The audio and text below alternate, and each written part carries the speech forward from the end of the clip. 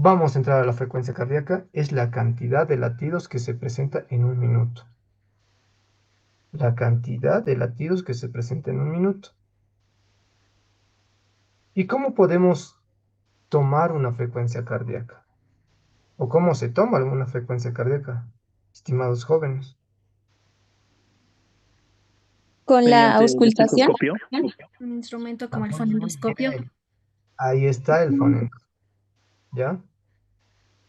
El fonendoscopio es el instrumento el cual nos ayuda a auscultar el corazón o los latidos del corazón, ¿ya? Y eso lo auscultamos en un minuto, como les decía. Ahorita vamos a hablar de las áreas cardíacas. En un minuto lo auscultamos. Podemos auscultar diferentes áreas cardíacas o focos, como los conocen, como ser la aórtica, la pulmonar, la aórtica accesoria, la mitral y la tricuspidea, ¿ya? Y cada uno también tiene su connotación en la parte semiológica. Esto ya cuando están en cursos más superiores, los más superiores van a ver que cada área puede ser relacionado con alguna enfermedad. Ahora, si hablamos de la frecuencia cardíaca, lo normal en una persona es que presente 60 a 100 latidos por minuto. Lo normal. Indicamos que es bradicardia cuando la frecuencia cardíaca es menor a los 60 latidos por minuto. La bradicardia tiene mucha relación con enfermedades cardíacas, sobre todo. Si hablamos de bradicardia, tenemos que hablar de patologías cardíacas, vale decir, comunicaciones interventriculares, insuficiencias cardíacas. Todas ellas conllevan a bradicardias. Ahora, vámonos al lado contrario, que es la taquicardia. Es el aumento de latidos dentro de los parámetros normales, o sea, vale decir, mayor a los 100 latidos por minuto. La taquicardia está relacionada también con procesos, sobre todo shock hipovolémicos, todos los shocks, pueden ser anafilácticos, hipovolémicos, distributivos, neurológicos, todos esos están tienen taquicardia. Puede estar relacionados con procesos infecciosos también, procesos inflamatorios. Todos esos conllevan a taquicardia, ¿ya? Ahora, el pulso. El pulso es una onda de expansión de contracción rítmica que va a ser causada por el bombeo del corazón hacia las arterias.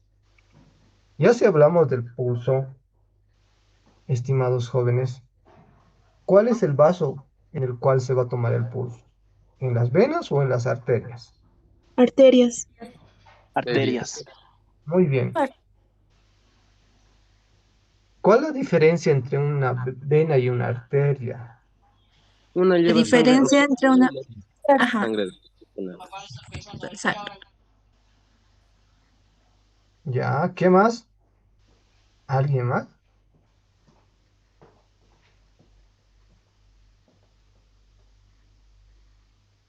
También La en las diferencia. arterias llevan lo que son los nutrientes para los distintos órganos.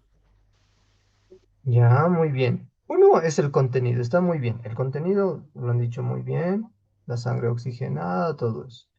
Ahora, si hablamos de la estructura de las venas y de las arterias, las venas, cuando ya estén ustedes en casera, van a notar que tienen un componente o una elastina mucho mayor. O sea, las venas se pueden expandir con mayor facilidad. En cambio, las arterias tienen menor componente elástico y esto hace que produzcan resistencia. Y al haber un bombeo del corazón, producen una resistencia y producen ese golpe. Y es por eso que se pueden percibir los pulsos a nivel de las arterias. Los lugares donde se puede tomar con mayor frecuencia y las más importantes son a nivel radial, a nivel de la arteria radial, a nivel humeral, cubital, carotidio, axilar, femoral, popliteo y pedio. Y cada uno igual también tiene sus connotaciones fisiológicas y fisiopatológicas. ¿A qué me voy? En un paciente que tiene una hemorragia masiva, el corazón va a bombear a órganos diana, que quiere decir a los órganos más importantes, a los órganos que necesitan sí o sí de aporte sanguíneo y de oxígeno, como ser el cerebro, los riñones. Y a los lugares donde necesitan menos aporte, entonces va a disminuir el riesgo, como ser los miembros superiores, miembros inferiores. En este tipo de pacientes, a veces el pulso puede ser filiforme, o sea, poco perceptible. Eso quiere decir filiforme, poco perceptible. Ahora, y en algunos casos puede ver la ausencia. En esos casos se opta para tomar el pulso en otras regiones, como ser la región carotidia, la región femoral, donde los pulsos pueden estar presentes. ¿Ya? De la misma manera, en pacientes en los cuales tienen lesiones a nivel de los miembros inferiores y queremos saber si el aporte de sangre y oxígeno es el adecuado, podemos valernos de tomar los pulsos pedios, los pulsos tibiales posteriores, los pulsos popliteos. Frecuencia respiratoria es el número de respiraciones que se realiza por minuto, vale decir, inhalación y exhalación completas. ¿Cuántas veces por minuto realizamos la inspiración y la expiración?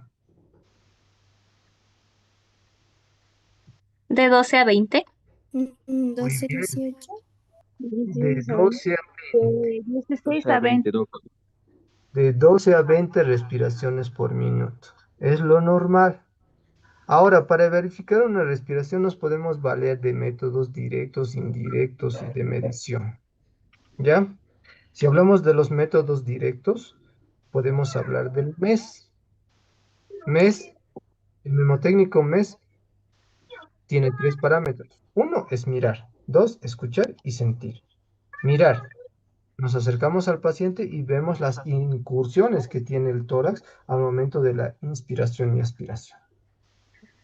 Mirar, vemos, escuchamos, nos acercamos al nivel de las fosas nasales y podemos escuchar la salida de aire a través de los orificios nasales.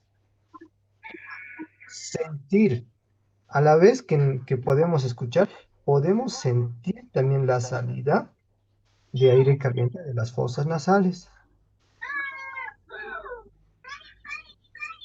Métodos indirectos, no muy utilizados, pero también pueden colaborar en la valoración de pacientes.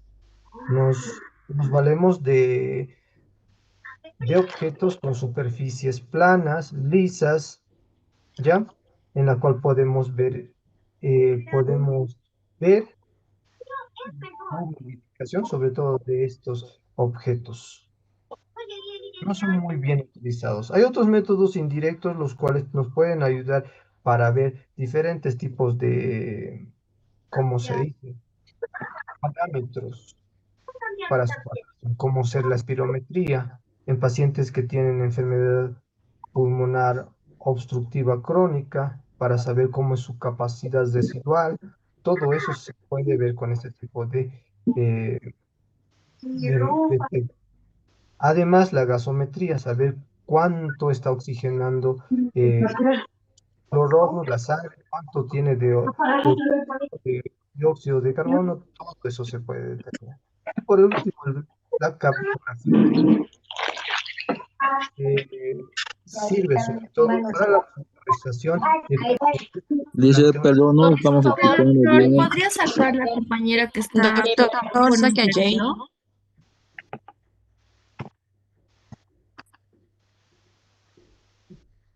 Apaguen su audio. ¿Quién está hablando?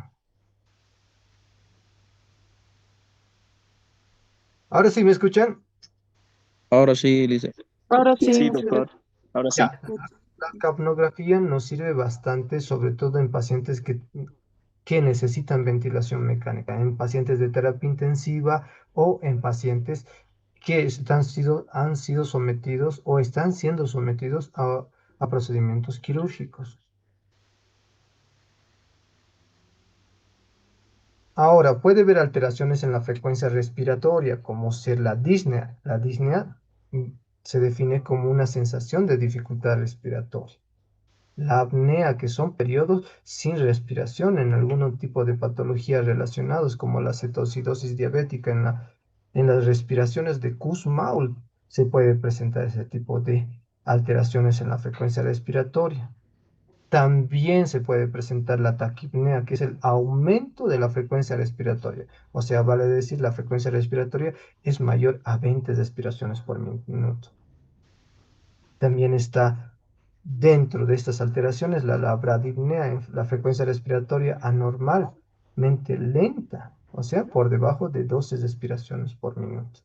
Y por último, la ortopnea, que es la dificultad para respirar cuando se está acostado. ¿Ya? Esto sobre todo en pacientes en los cuales tienen una restricción en la caja torácica, como ser en pacientes que tienen anasarca. La anasarca es un edema generalizado de todo el organismo. ¿Ya? En pacientes que tienen obesidad grado 3, grado 4, también pueden cursar con ortopnea. Si hablamos de la presión arterial, es aquella fuerza que va a ejercer sobre la sangre contra las paredes de las arterias, ¿ya? Y esto va a estar producido por el bombeo del corazón. Hay dos tipos de presiones, la presión sistólica y la presión diastólica. La presión sistólica relacionado con la contracción del corazón y este va a tener un valor superior. En cambio, la presión diastólica va a estar relacionada con la relajación del corazón y va a tener un valor inferior. Los sitios donde podemos tomar la presión arterial, el más frecuente a nivel del brazo y de la arteria humeral. Se puede tomar en sitios como la arteria radial, también en la arteria tibial posterior, en la arteria poplitea. Son sitios poco frecuentes, pero se los puede tomar en casos necesarios. En el caso que ambos miembros inferiores presenten fracturas, se puede tomar la presión a estos niveles. Si hablamos de la categoría, lo normal de la presión arterial, si hablamos de la sistólica, va de 90 a 120 milímetros de mercurio. Lo normal de la sistólica, 90 a 120 milímetros de mercurio. En relación a la diastólica, lo normal es de 60 a 80 milímetros de mercurio. ¿Ya? Decimos que la presión está elevada cuando los parámetros exceden estos. ¿Ya?